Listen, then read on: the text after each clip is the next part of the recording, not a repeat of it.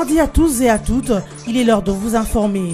Le gouvernement et les parlementaires se concertent pour faire face à l'insécurité vécue dans l'Est de la RDC. Le président de l'Assemblée nationale, Obamina Kunjala-Njoko, a échangé avec le Premier ministre Bruno Tshibala et d'autres membres du gouvernement quant à ce. L'une des recommandations à l'issue de cette rencontre a été la mise en place d'un groupe de travail qui descendra sur le terrain pour d'éventuelles dispositions utiles et nécessaires.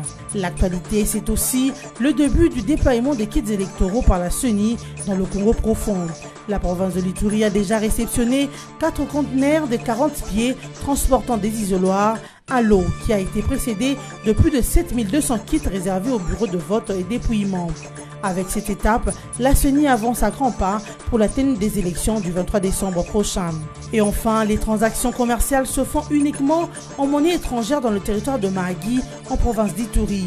Par conséquent, les francs congolais sont rejetés dans cette partie du pays au profit du dollar américain et du shilling ougandais. La population de Mahagi appelle à l'implication du gouvernement central pour l'implantation des institutions financières à Mahagi. Insécurité dans l'Est de la République démocratique du Congo. Ce lundi 1er octobre 2018 au Palais du Peuple, le président de l'Assemblée nationale a échangé avec les membres du gouvernement. Obamina Kunjala a entretenu le Premier ministre Bruno Tshibala, le vice-premier ministre de l'Intérieur Henri Mova et les ministres de la Défense Crispin Ata-Matabé, des Finances Henri Yave, du Budget et des Affaires sociales. Ce, à la suite des séances de travail qu'il a eues au cours de la semaine dernière avec ses collègues députés nationaux, membres des caucus des parlementaires des provinces de l'Est de la République sur la situation d'insécurité qui prévaut dans cette partie du pays. Cette réunion interinstitutionnelle a débouché sur des recommandations des caucus parlementaires des 10 provinces, dont la mise en place d'un groupe de travail sur la question. Ce dernier a été constitué séance tenante et devra descendre sur terrain pour d'éventuelles dispositions utiles et nécessaires. Au sortir de cet échange, le vice-premier ministre de l'Intérieur et Sécurité a laissé entendre que cette réunion valait la peine au regard de la situation préoccupante, précisément à Beni et dans l'Ituri à Djougou. À en croire Henri Mova Sakani, les membres du gouvernement ont donné toutes les informations nécessaires à la représentation nationale, d'autant plus que certaines questions aussi délicates ne peuvent pas être traitées en plénière dans la dimension stratégique, au plan tactique, mais aussi au plan opérationnel. Déploiement des kits électoraux par la Commission électorale nationale indépendante CENI. Après réception des isoloirs, encre indélébile dans les provinces, la CENI met désormais les caps sur le déploiement de la quincaillerie électorale dans les Congo profonds. Une opération qui sera effectuée durant tous les mois d'octobre. Déjà, le week-end dernier, la province de l'Ituri a réceptionné 4 conteneurs de 40 pieds avec à bord des isoloirs. Ce lot a été précédé de plus de 7200 kits réservés au bureau de vote et de dépouillement et d'encre indélébile. Ce déploiement de la quincaillerie électorale va se poursuivre dans d'autres provinces durant ces mois d'octobre. Pendant ce même mois, le déploiement des machines à voter sera également au rendez-vous à travers le pays. Les derniers lots de 24 conteneurs sont attendus le 5 octobre prochain à Matadi. En outre, 15 conteneurs en provenance de l'Inde contenant des panneaux solaires pour toutes les antennes de la CENI sont attendus à Matadi à partir du 15 octobre prochain.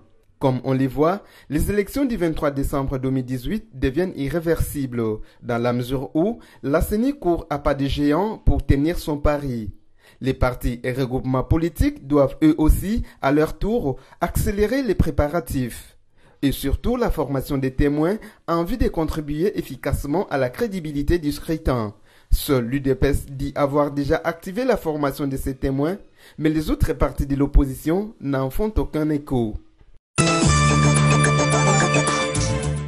Candidature commune de l'opposition, début des négociations bilatérales entre Félix Tshisekedi et Vital Kamerhe.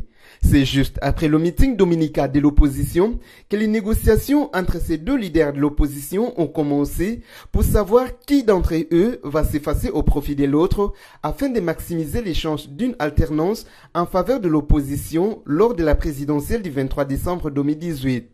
Ces discussions bilatérales entre les leaders de l'UDPS et de l'UNC sur la candidature unique de l'opposition se poursuivront toute cette semaine, confie l'une de nos sources, car, dit-elle, il y a urgence. Avant d'ajouter que c'est de la candidature commune que découlerait toute la stratégie des conquêtes du pouvoir. Il faut dire qu'au moins de 2 mois de la campagne électorale, les temps pressent pour l'opposition. Pour ce, il faut agir vite, confie encore notre source, car en cas de consensus, ce qui est difficile mais pas possible, une autre étape devra s'ouvrir, a poursuivi sous couvert d'anonymat notre source. Une fois que les présidents de l'UDPS et de l'UNC auront trouvé un accord pour savoir qui va défendre les couleurs de l'opposition à la présidentielle de décembre, il faudra aussitôt après entreprendre une seconde démarche pour obtenir le soutien des autres leaders majeurs de l'opposition, principalement Moïse Katumbi Tchapoué, Jean-Pierre Bemba Gombo et Adolphe Muzitu, d'après notre informateur. Le candidat commun de l'opposition devra ensuite s'atteler à élaborer un programme de gouvernement qui conviendrait à tous ses partenaires politiques. En dépit de l'engagement solennel pris par les leaders de l'opposition de choisir un d'entre eux pour les représenter à la présidentielle, les chemins pour trouver un consensus restent encore longs et difficiles. Poursuite du procès sur l'assassinat de 2 experts de l'ONU en RDC. Les différents accusés ont donné des témoignages contradictoires lors de la nouvelle audience tenue le 1er octobre 2018. Il faut dire que même la version de fait présentée par la justice militaire depuis le début du procès en juin 2017 ne fait que perdre son authenticité. Les présumés auteurs du meurtre de Zaïda Catalan et Michael Sharp se sont accusés les uns les autres de mentir. Les arguments avancés par ces derniers sèment la confusion et empêchent que le procès poursuive son cours normal. Pourtant, lors de l'Assemblée générale des Nations unies, l'ambassadeur et le conseiller diplomatique du président Kabila, Barnabé Kikaya, a assuré que les autorités congolaises ont l'intention de faire toute la lumière sur cette affaire. En outre, il a garanti que quiconque était impliqué dans ce meurtre répondrait de ses actes devant la justice. Lutte contre le phénomène Oudjana à Kinshasa, le tribunal en a acquitté 26 et condamné 3 filles du lot de 29 filles arrêtées. Les 26 ont été acquittées pour absence de preuves matérielles en droit pénal. C'est le jugement prononcé hier lundi 1er octobre dans le procès de 29 filles présumées Oudjana. Arrêtées pour avoir attenté à la pudeur et aux bonnes mœurs en public, les 3 filles condamnées vont purger de peine allant de 3 à 6 mois de prison. Du côté de la défense, le magistrat a approuvé ce verdict qui montre que la justice congolaise est indépendante. Selon les avocats de ces accusés, il ne servait à rien de violer une loi pour réprimer une autre loi violée. Le parquet était en mal de démontrer son accusation qui était faite en violation de certaines dispositions de la loi. Ces avocats ont déclaré de ne pas se ranger du côté de ceux qui encouragent la dépravation de mœurs et pour s'être opposés à l'arrestation de ces filles, n'avoir exigé que tout s'efface dans le respectant de la loi et des dispositions pénales du pays. Les 3 filles condamnées vont répondre de leurs actes partant les convictions personnelles de juges. Parmi elles, une est condamnée à 6 mois de servitude pénale et les 2 autres à 3 mois. La monnaie congolaise n'est pas utilisée dans le territoire congolais de Mahagi, dans la province du Touri, où les transactions commerciales se font uniquement en monnaie étrangère. Il s'observe actuellement que toutes les opérations commerciales se font dans cette entité frontalière en dollars américains et en shillings ougandais au détriment du franc congolais. D'après le chef de service de l'économie Mumbere Unyai, l'économie frontalière de la République démocratique du Congo est tournée vers l'Ouganda. À présent, le franc congolais est ignoré par la plupart des vendeurs et devient rare. C'est ainsi que le chef de service de l'économie a exhorté la population d'accepter la monnaie nationale en dépit de toutes les exigences en cette matière. À cet effet, pour réduire le taux d'importation de produits en Ouganda, la population et le service de l'économie de Mahagi ont lancé un appel au gouvernement congolais pour implantation des institutions financières dans cette partie du pays. Le 26 Léopard Senior retenu pour la double confrontation contre le Zimbabwe dans le cadre des éliminatoires de la Coupe d'Afrique des Nations sont désormais connus. Dans une liste rendue publique par le secrétariat de la Fédération congolaise de football association le 1er octobre, 26 joueurs sont retenus pour composer l'équipe qui affrontera celle du Zimbabwe le 13 octobre à Kinshasa et le 16 octobre à Harare. Il s'agit de Nathan Mabruki, Anthony Monsi et Matan Pillay comme gardiens des buts. À la défense ont été sélectionnés Jordan Ikoko, Arthur Mwasaku, Juma Chabani, Yannick Bangala, Issama Peko, Christian Luindama et Bobo Ungenda. Pour assurer la ligne médiane, le comité dirigeant des Léopards a choisi Moke Wilfried, Marcel Tisserand, Fabrice Ngoma, Nelson Munganga, Jacques Magoma, Niskens Kebano ainsi que Chancel Mbemba Mangoulou. Comme attaquant, la liste cite Elia Meshak, Cédric Bakambu, Benik Afobé, Shadrach Akolo, Gaël Kakuta, Jordan Botaka, Jean-Marc Mundele Makusu, Aaron Chibola et les virevoltants Yannick Yalabolassi. Le regroupement de ce groupe se fera le 8 octobre 2018 à Kinshasa. Notez que dans ces éliminatoires de la Coupe d'Afrique des Nations Cameroun 2019, la RDC partage sa poule avec les Zimbabwe, le Libéria et la République du Congo. Actuellement, la RDC et les Zimbabwe occupent la première place du pool avec 4 points chacun. Mesdames, Messieurs, ce journal est terminé, mais avant de nous séparer, voici le rappel de principaux titres. Le gouvernement et les parlementaires se concertent pour faire face à la sécurité vécue dans l'Est de la RDC. Le président de l'Assemblée nationale, Obamina Kunjala-Njoko, a échangé avec le Premier ministre Bruno Tshibala et d'autres membres du gouvernement quant à ce. L'une des recommandations à l'issue de cette rencontre a été la mise en place d'un groupe de travail qui descendra sur le terrain pour d'éventuelles dispositions utiles et nécessaires. L'actualité, c'est aussi le début du déploiement des kits électoraux par la CENI dans le Congo profond. La province de l'Ituri a déjà réceptionné 4 conteneurs de 40 pieds transportant des isoloirs à l'eau qui a été précédé de plus de 7200 kits réservés au bureau de vote et dépouillement. Avec cette étape, la CENI avance à grands pas pour la tenue des élections du 23 décembre prochain. Et enfin, les transactions commerciales se font uniquement en monnaie étrangère dans le territoire de Mahagi, en province d'Ituri. Par conséquent, les francs congolais sont rejetés dans cette partie du pays au profit du dollar américain et du shilling ougandais. La population de Mahagi appelle à l'implication du gouvernement central pour l'implantation des institutions financières à Mahagi. Fin de cette édition d'actualité. Merci à vous tous qui l'avez suivi.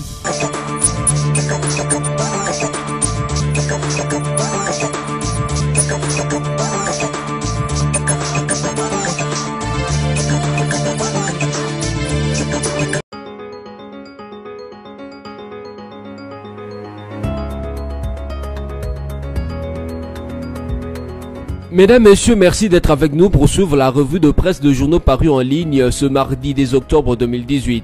Ouvrons cette revue de presse avec les sites d'actualité Congo Virtuel qui notent en grand titre « Machine à voter, Londres pas contre ». Londres n'est pas réfractaire à l'utilisation de la machine à voter. La ministre d'État britannique pour l'Afrique l'a signifié à New York lors d'une réunion des ministères des Affaires étrangères en marge de la 73e session de l'Assemblée générale des Nations unies. Au cours de cette réunion, Harriet Baldwin a en effet soutenu les recommandations faites dernièrement par la Fondation britannique au terme d'une étude sur la machine à voter effectuée à la demande de la CENI. Pour Madame Harriet Baldwin, avec la machine à voter ou les bulletins papier, l'organisation des élections en RDC dégage encore des points de préoccupation sur lesquels on devrait se pencher. Elle a évoqué notamment les besoins logistiques et la situation sécuritaire dans les pays, surtout à l'Est. L'analyse des experts britanniques de là a été effectuée sur invitation express de la CENI et a porté sur les fonctionnalités de la machine à voter et les caractéristiques du matériel et du logiciel qu'elle comporte. De leur rapport, ces experts ont formulé 15 recommandations pour atténuer les risques de manipulation et renforcer la confiance en cet outil électoral. Ils avaient recommandé notamment la suppression des communications externes, de la carte SIM et du Wi-Fi et proposé que le nombre maximum de bulletins de vote par machine soit limité à 660 pour empêcher un excès de vote. Poursuivons cette revue de presse avec Forum des As qui note en grand titre « Après réception des isoloirs et encres indélébiles dans les antennes provinciales, la CENI met les caps sur les déploiements. Le 23 décembre, c'est bientôt, la Commission électorale nationale indépendante en est bien consciente. C'est dans ce cadre qu'elle prend déjà toutes les dispositions pour se mettre à l'abri de surprises désagréables. Après réception des isoloirs, encres indélébiles dans les provinces, la centrale électorale met désormais le cap sur les déploiements de la quincaillerie électorale dans le Congo profond. Une opération qui sera effectuée durant tout le mois d'octobre. À la fin de la semaine dernière, l'Ituri a été la dernière province à acquérir des matériels électoraux dans le hub principal de Bunia. Il s'agit de 4 containers de 40 pieds avec à bord des isoloirs. Ce lot a été précédé de plus de 7200 kits réservés aux bureaux de vote et de dépouillement et des encres indélébiles. La réception de ces matériels a été faite par les secrétaires exécutifs provinciaux de l'Ituri en présence des conseillers du cabinet du président et de la questeur adjointe de la CENI ainsi que de tous les membres du comité provincial de sécurité. Bouclons cette revue de presse avec les sites de la radio Okapi qui titre RDC, la SECO appelle les taximans au calme après la majoration des prix du carburant. L'association de chauffeurs du Congo ASECO a appelé lundi 1er octobre les taximens au calme, leur demandant de ne pas augmenter les prix de la course à la suite de la majoration la veille des prix du carburant à la pompe. Selon le président provincial de l'ASECO, Jean Mutombo, il faudrait au préalable une concertation avec les autorités compétentes à ce sujet. Bien que mécontent de cette augmentation, Jean Mutombo invite le chauffeur taxi à vaquer normalement à leur travail. Voilà qui met fin à cette revue de presse. Merci de l'avoir suivi et à la prochaine.